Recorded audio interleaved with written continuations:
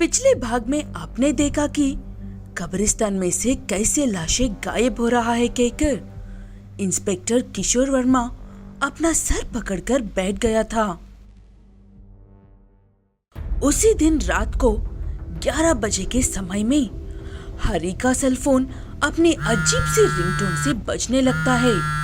तभी वो एक झटके से जागता है। क्यों भाई हरी, दिया हुआ काम भी छोड़कर एसी वाले रूम में मजा से सो रहे हो? काम होगा या नहीं? ऐसी बात नहीं है बॉस, अब गुस्सा क्यों होते हो? मैं आप ही के काम में लगा हुआ हूँ, लेकिन कुछ दिनों से कब्रिस्तानों के पास पुलिस वालों का पहरा कुछ ज्यादा ही है, इसीलिए कुछ दिन काम रोकना ही बेहतर है। वो बात सुनते ही बॉस बहुत ही सड़े हुए मूड में ऐसे कहता है। हर महीने कम से कम 3 लाशें पहुंचाना ही हमारा डील है, लेकिन हमने पिछले 6 महीने से सिर्फ 12 लाशें भेजे हैं। हमें कुछ ना कुछ करना होगा, वरना ये सुनहरा मौका हाथ से निकल जाएगा। आप ऐसे मत कहो बॉस, जब तक मैं हूँ ऐसा बिल्कुल भी नहीं होने दूंगा। ऐसे हिम्मत से अपने बॉस को जुबान देता है हरी। उसकी बात सुनने के बाद बॉस कुछ देर खामोश रहकर ऐसा कहता है। 3 दिन में अगर तुम किसी की लाश नहीं लेकर आ पाए तो किसी को मारकर उसकी लाश भेजो मुझे। वो बात सुनते ही एकदम से डरकर हरी अपने सुट-बुट खो देता है और कुछ देर तक बुत बनकर खड़ा रहता है। तब हरी का बॉस हल्के से मुस्कुराते हुए, हाँ, ये 1 लश्के में मैं तुम्हें 1 लाख दूंगा। क्या तुम मुझे कम समझ रहे हो? ऐसे कहकर फोन काट देता है बॉस। फोन काटने की आवाज से होश में आता है हरी।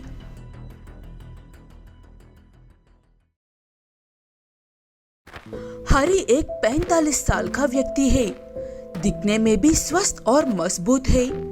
वो एक प्राइवेट हॉस्पिटल में एम्बुलेंस ड्राइवर का काम करता था, लेकिन उसकी तनख्वाह महीने में 10 दिन के खर्चे के लिए भी नहीं होती थी। ये तनख्वाह मेरे किसी भी काम के लिए ठीक से बस नहीं हो रहा है। ऊपर से ये कर्जदार सर पर चढ़कर कील ठोक रहे हैं। अब कैसे भी करके पैसे कमाना ही होगा। ऐसे ढेर सारी मुसीबतें से गुजारते हुए कर्जे में डूबे हुए हरी को कुछ महीनों पहले उसकी उम्मीद के हिसाब से मौका मिलता है और उसकी मुलाकात इस व्यक्ति से होती है। तभी से उसकी जिंदगी में एक बहुत बड़ा बदलाव आता है। वो बॉस कुछ लोगों को लाशें बेचने का काम पकड़ लेता है। उस गुप्त व्यापार में हरी को भी खींचकर उस काम का मुखिया बना देता है। उसकी सोच और काम बिल्कुल एक क्रूर राक्षस की तरह थे, इसलिए सारी योजना वो बनाता है और उस पर काम हरी करता है। सारा काम मैं जैसे कह रहा हूँ वैसे ही करो और मुझे वक्त पर लाशें दे दो बस, और 1 लाख ले लो। उसके बाद देखो तुम्हारी जिंदगी कहाँ से कहाँ तक पहुँच जाती है। कब से ऐसी ही काम की तलाश में था भैया, अब देखो मेरा जलवा।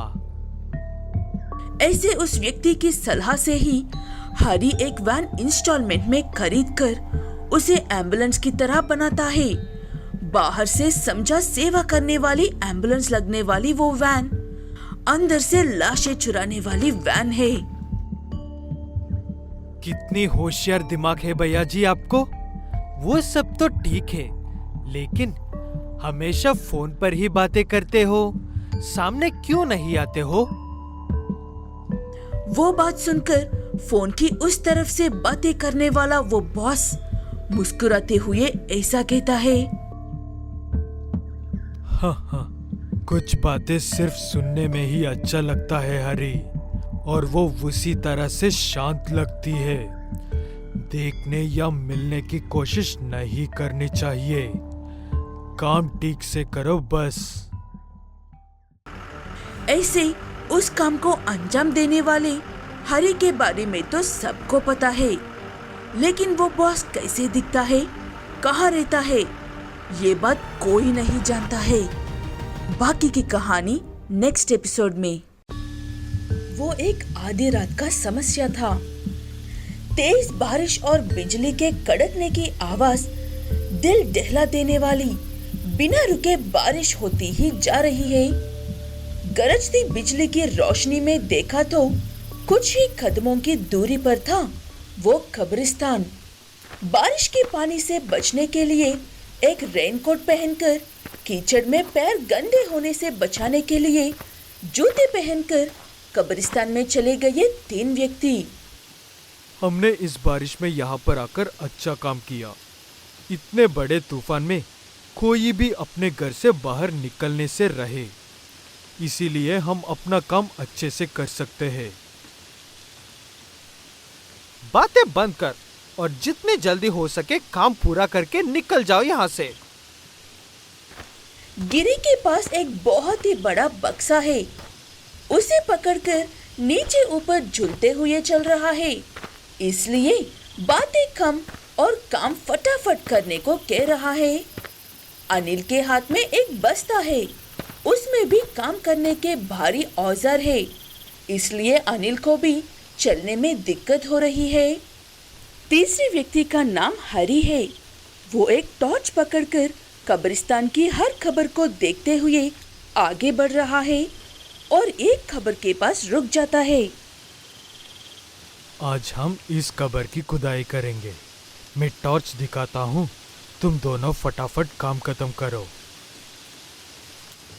उस बस्ते में से मिट्टी खोदने वाला सामान निकलकर हरी अपनी टॉर्च लाइट उस कब्र पर डाल रहा था। गिरी और अनिल उस कब्र की खुदाई कर रहे थे। ऐसे काफी देर तक खुदाई करने के बाद उसमें से एक लाश वाला बक्सा निकलता है। रस्सी की मदद से नीचे उतरकर बक्से को ऊपर खींचना होगा। अनिल, जल्दी करो। मुझे एक पल सांस तो लेने दे मेरे भाई। लगातार खुदाई करके मेरे हाथों की जान निकल गई है बाबरे। ऐसे एक पल भी शांत बैठे बिना लगातार काम करते हुए आखिरकार तीनों मिलकर उस खबर में से लाश के बक्से को रस्सी की मदद से बाहर निकाल लेते हैं। उसके बाद हथौड़े से मारकर बक्से को तोड़ देते हैं। ये लाश तो बहुत ही ताजी है। बारिश में भीग गई तो हमारा काम बढ़ जाएगा। जल्दी से वाटरप्रूफ कवर ले आकर ढक देते हैं। ऐसे अपने साथ लेकर आए हुए वाटरप्रूफ कवर से लाश को ढककर गिरी अपने साथ जो पेटी लेकर आया था उसमें रख देते हैं लाश को। लेकिन खोदी हुई खबर को बिना बंद किए ही अपने सारे औजार और लाश को लेकर कब्रिस्तान से बाहर आ जाते हैं। आहा, आज जो काम करना था उसमें से आधा काम तो खत्म हो गया है। पता नहीं बाकी के आधे काम में और कितना वक्त लगेगा। यहाँ पास में है हमारी एम्बुलेंस। तुम दोनों यहाँ रहकर बक्से पर नजर रखो। मैं जाकर चुपके से एम्बुलेंस लेकर आता हूँ। ऐसे उस लाश वाले बक्से को धीरे से एम्बुलेंस में रखते हैं दोनों मिलकर। हरी ड्राइविंग सीट पर बैठता है। गाड़ी चलाने के लिए टॉर्च लाइट बंद करके एम्बुलेंस स्टार्ट करके जोरों की उस बारिश में लाश के साथ वहां से निकलते हैं वो तीनों। इतने से काम से थक गए तो कैसे होगा अनिल? हमें ऐसी बहुत सी लाशें निकलनी है हर रोज। हम जो कर रहे हैं उस काम में मेहनत ही नहीं, बहुत ज्यादा खतरा भी है। इसलिए तुम काम के वक्त अपनी थकान को दूर रखना होगा। वो बातें सुनकर हल्के से मुस्कुराते हुए एम्बुलेंस को सामने जाने देता है हरी। हमें आगे ऐसे और भी काम करने हैं और बहुत से टारगेट वक्त पर पूरा करने हैं। अगर नहीं किया तो बहुत बड़ी बड़ी मुसीबतों का सामना करना पड़ सकता है।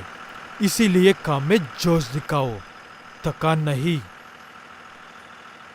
ऐसे उन लोगों का काम कुछ दिनों तक यूं ही चलता रहता है, बिना किसी दिक्कत की।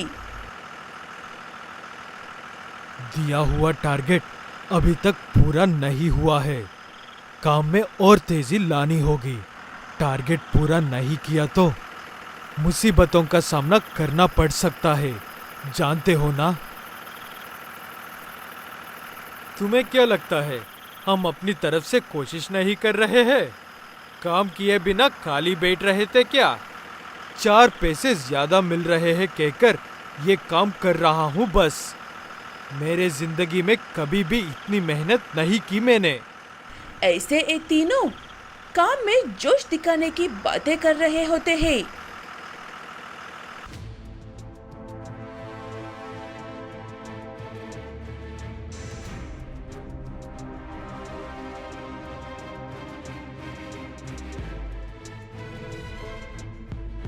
और शहर में कब्रिस्तान से लाशें गायब हो रही है कहकर हर न्यूज़ चैनल पर यही देखते हैं।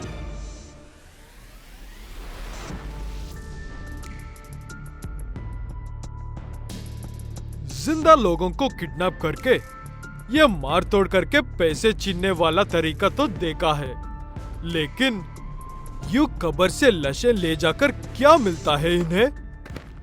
लाशें गायब होने वाली इस अजीब क्राइम स्टोरी की जांच पड़ताल करने के लिए आए हुए इंस्पेक्टर किशोर वर्मा को हर धर्म की लाशें गायब करने वाले उन चोरों को पकड़ना मुश्किल हो गया है। बाकी की कहानी नेक्स्ट एपिसोड में।